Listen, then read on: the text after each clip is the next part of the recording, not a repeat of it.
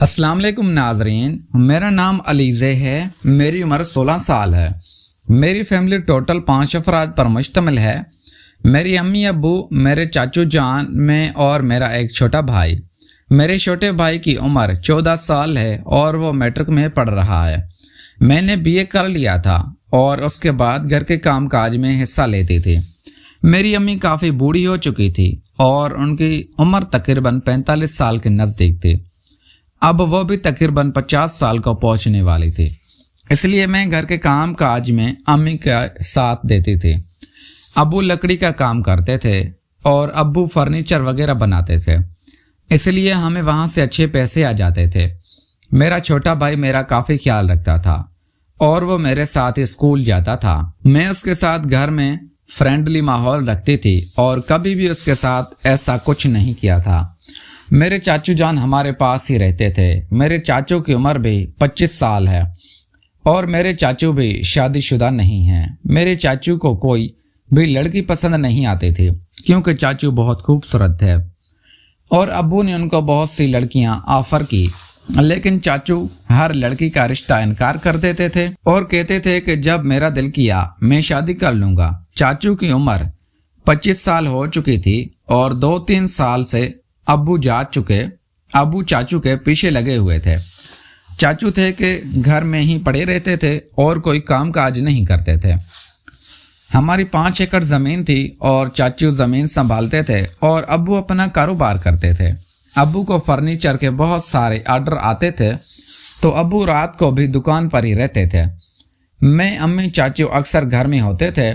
بھائی افضال بھی گھر میں ہی ہوتا تھا۔ میرا بھائی افضال جب 14 سال کو پہنچا تو امی نے ابو ہمارے بستر الگ کر دیے تھے اور میں علیحدہ کمرے میں سوتی تھی اور بھائی افضال بھی علیحدہ کمرے میں سوتا تھا۔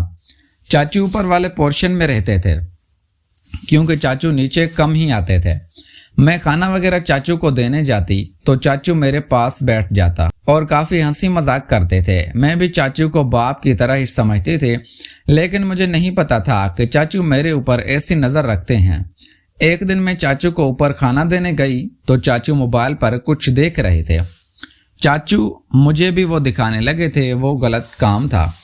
میں دیکھ کر پریشان ہونے لگی تھی اور چاچو کے پاس سے اٹھ کر جانے لگی تھی تو چاچو نے میرا بازو پکڑ لیا تھا اور کہنے لگے تھے کہ یہ کام میرے ساتھ بھی کرو۔